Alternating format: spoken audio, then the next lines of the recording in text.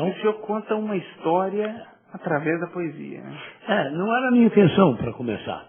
Mas os meus livros acabam se dividindo quase naturalmente por si só em dois tipos de poesia. Um deles a que se pertenceria à poesia dramática, um pouco assim como o Macbeth, o Hamlet, o Romeu e Julieta, na qual as coisas se dão automaticamente através de personagens.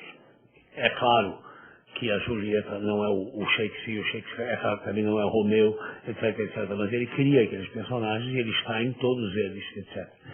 Eu tenho 3 livros assim, As Horas de Catarina, que é supostamente o diário de uma freira, que entra para o convento, etc., uma freira fictícia, mas baseada em caracteres reais, inclusive Santa Teresa de Ávila e outros depoimentos de pessoas sérias, publicado em 94, com o qual eu ganhei o primeiro jabuti. Depois, esse aliás eu levei 22, 23 anos só fazendo isso.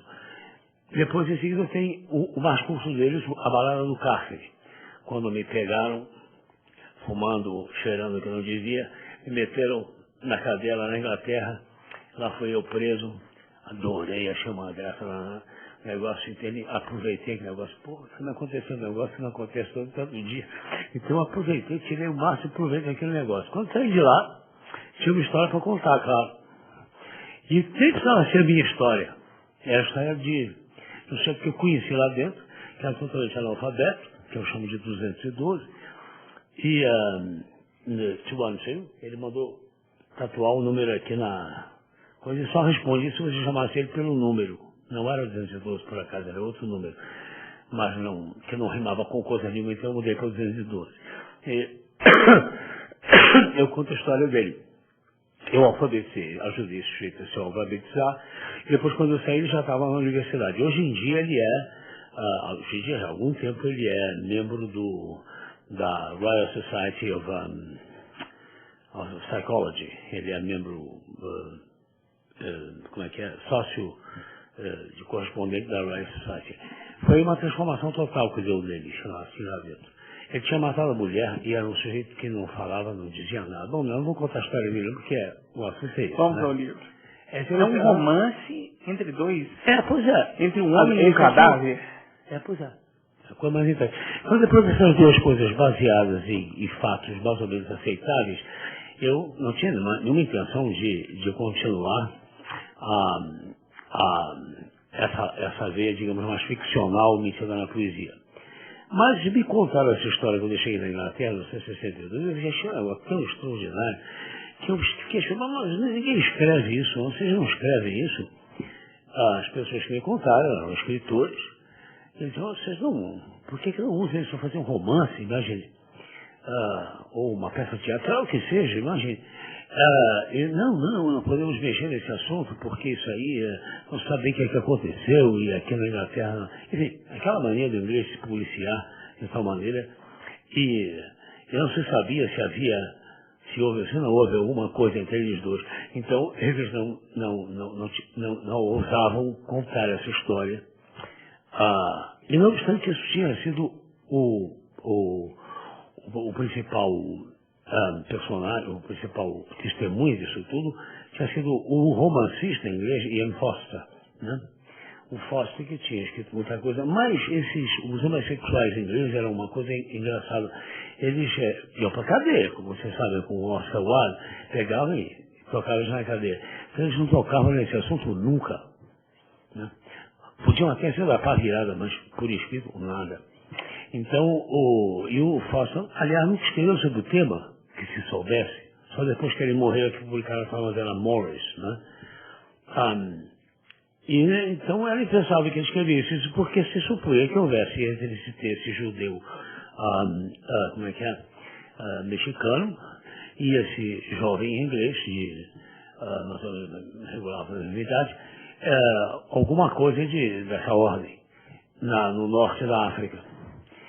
Bem, a história Mas a verdade é que se supõe, mas não se pode dizer lá. A única coisa que se sabe por correto é o seguinte, que quando o sujeito morreu, o judeu pegou, foi lá levar os documentos dele para o consulado inglês em Alexandria, e se deram conta que era uma pessoa importantíssima, de uma família ducal, dos duques lá na Inglaterra. Então,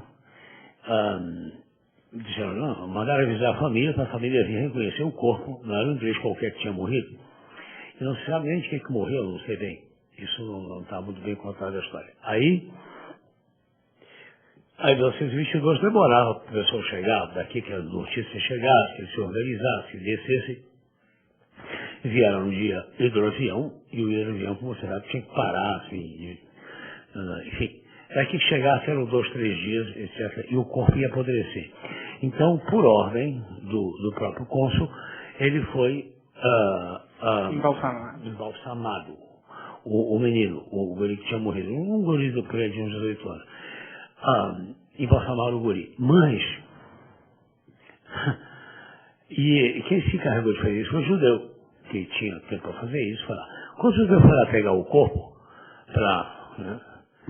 tinha virado Branca de Neve. Tinham feito um trabalho tão bonito, porque tinham pago tão bem, só faltava botar um esquife assim e virava filme de Walt Disney, aquela coisa assim. Então, todo mundo já deve ter visto isso. Aquela cruza de Ramsés II com Bela adormecendo no bosque, o judeu disse, não quis dar o corpo a ninguém. Chegou o pessoal, cadê o meu morto? Não tem mortinho não. Mas não tem. E não dava para provar que era ele, porque quando você faz o embalsamamento, dissolvem as expressões digitais. Então não havia nenhuma prova legal. E tinha a transformação era de tal ordem. Alguém viu o corpo algum corpo embalsamado alguma vez? Recém-embalsamado? Pois é muito comum nos Estados Unidos. Quando veio para cá em 1953 a Carmen Miranda, ela também veio toda bonitinha, aquela coisa. Você sabia que era Carmen Miranda? Tinha uma vaga ideia de que era ela mesma. Eu fui ver, porque aquilo ficou aberto à visitação pública, e parecia ela, mas parecia e não parecia. Ela tinha sido embalsamada, enfim, preservado aquele corpo e colocada lá. É uma coisa estranhíssima, porque realmente parece a pessoa, mas a pessoa de uma maneira ideal, né? Ideal, tanto quanto possível, um corpo que não se mexe, não diz nada. Né? Ela toda pintada, só faltavam as bananas, os abacaxi, o resto tudo estava ali. Ela ia... E eu fiquei impressionado com aquilo, eu tinha o quê? Uns 12, 13 anos, e o enterro dela foi uma comoção nacional, né? Mas foi muito grande. Bom,